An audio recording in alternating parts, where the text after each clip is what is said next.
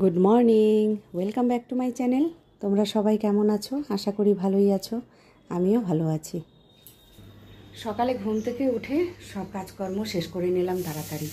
আজকে বোনকে নিয়ে ডাক্তারের কাছে যেতে হবে। ডাক্তারের অ্যাপয়েন্টমেন্ট নেওয়া হয়ে গেছে, তো 10টার মধ্যে বেরিয়ে যাব। তো আমি রান্নাটাও সেরে নিলাম, কারণ ওখান থেকে কখন আসবো, তারপরে রান্না করতে হবে, দেরি হয়ে যাবে না? তো সেই কারণে আগে ডাল ভাত পাঁপড় ভাজা সকালের জন্য করে নিলাম, তারপর তাড়াতাড়ি হয়ে গেলে চলে আসবো। তারপরে দুপুরের রান্নাটা পরেই করব। তার মধ্যে আজকে বৃহস্পতিবার পুজো দেওয়ার ব্যাপারটা থাকে, একটু টাইম লেগে যায়। তো সেই কারণে তাড়াহুড়ো করে যতটা পারি সেরে যাব, এসে তারপরে বাদবাকিটুকু করব। আমি রেডি হয়ে গেছি, এখন বেরোবো। এখন 10টা বেজে গেছে, তো এখন বেরোচ্ছি। যাই, আবার টোটোর সমস্যা, বৃষ্টি পড়ছে তো টোটো পাওয়া যাবে কি না, একটু রাস্তায় গিয়ে দাঁড়াই, তারপর বেরিয়ে যাব। যাই, অনেক দেরি হয়ে যাচ্ছে। যাক বাবা, তাড়াতাড়ি টোটো পেয়ে গেলাম। এই চলেই এসেছি, আর একটু। এই রোডটা না কোনো সময় ফাঁকা থাকে না। চলে এলাম ডাক্তারের এখানে।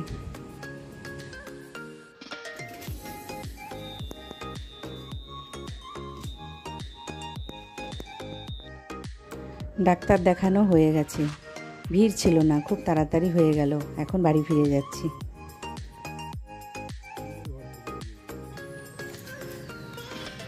যাক, তাড়াতাড়ি চলে আসলাম।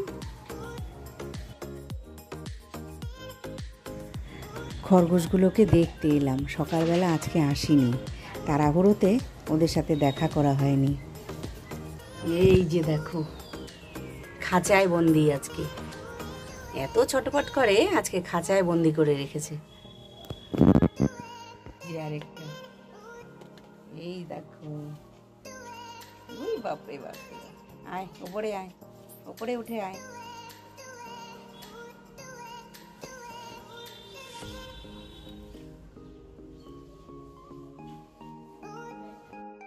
নিচে কিছুক্ষণ সময় কাটিয়ে খরগোশগুলোকে দেখে উপরে চলে এলাম।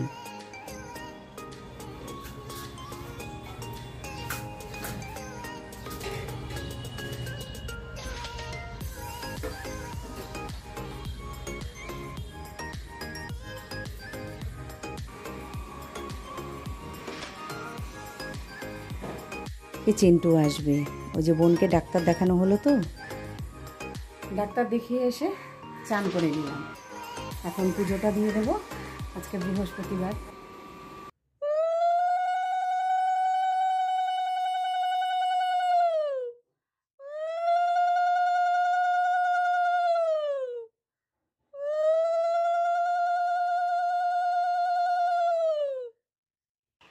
আমার পুজো দেওয়া হয়ে গেল, এখন আবার রান্নাঘরে ঢুকতে হবে।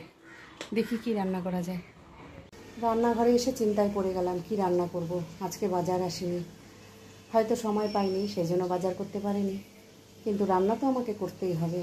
তো সেই কারণে চিন্তা ভাবনা করে সোয়াবিনের তরকারি রান্না করছি।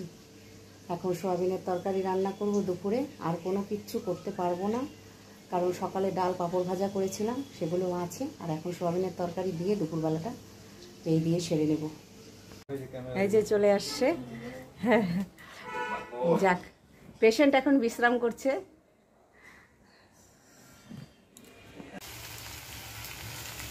এখানে হচ্ছে সোয়াবিনের তরকারি। এইদিকে শোন, কি বলছি আমি। আজকে তোর জামাইবাবু বাজারে যায়নি, মাছ মাংস কিচ্ছু আনেনি। তো যাই হোক, আমি সোয়াবিনের তরকারি রান্না করছি, খাসির মাংস বলে চালিয়ে দেব, আজকে তাই খাবি। রান্না করতে করতে ছেলের সাথে একচোট ঝগড়া হয়ে গেল। ছেলে এসে বলল আমি নাকি সব নেট শেষ করে ফেলি। বলুন তো, আমি কি সব নেট শেষ করি? একটু ব্লগ দেখছিলাম রান্না করতে করতে, সেটাতেই নাকি নেট শেষ হয়ে গেল। মনে খুব দুঃখ পেলাম, তাই সব বন্ধ করে দিয়ে এখন দুঃখের কথা আপনাদেরকে জানালাম, আর কাকে বলবো বলুন। এদিকে আমার রান্না হয়ে গেছে। খাসির মাংসটা ঠিক ছিল? এর পরের দিন যখন আসবা তখন হাড় দিয়ে খাসির মাংস খাওয়াবো, আজকে হাড় ছাড়া খাসির মাংস।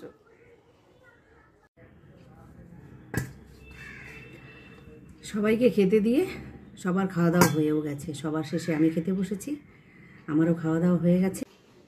খাওয়া দাওয়া হয়ে গেল, এখন একটু যাই বিশ্রাম করি। শেষবেলায় রোদ উঠেছে, দেখুন রোদের কি তেজ। ডাক্তারের কাছে যখন সকালবেলা যাচ্ছিলাম তখন সেই বৃষ্টি নেমেছিল, তখন যদি রোদটা থাকতো তাহলে আর বৃষ্টিতে ভিজতে হতো না।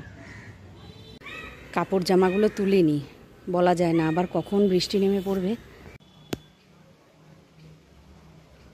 আবার বৃষ্টি নেমে গেল, বিকালটা ভালো ছিল, এখন আবার বৃষ্টি শুরু হলো। সন্ধ্যাবেলা চাটা খেয়ে আড্ডা দিচ্ছিলাম, এখন আবার রাতের রান্না করতে চলে এলাম। কী যে রান্না করব ভাবছি, প্রতিদিন একই কাজ। মহারাজ ফোন করে বলল রুটি বানাতে, তাই রুটি আর আলুর দম করে নিলাম। সবার খাওয়া দাওয়া হয়ে গেছে, এখন আমি বসলাম। আমি খাচ্ছি রুটি আম, আর এখানে আলুর দম করেছি রাত্রে, আর দিনের সোয়াবিনের তরকারি ছিল, কেউ খাবে না তাই আমি খেয়ে নিচ্ছি। আমি খেয়ে নিই, খেতে খেতে আজকে বলছি গুড নাইট। আজকের ভিডিওটা এই পর্যন্তই। ভালো থাকবেন, সুস্থ থাকবেন, দেখা হবে পরের ভিডিওতে, ততক্ষণের জন্য।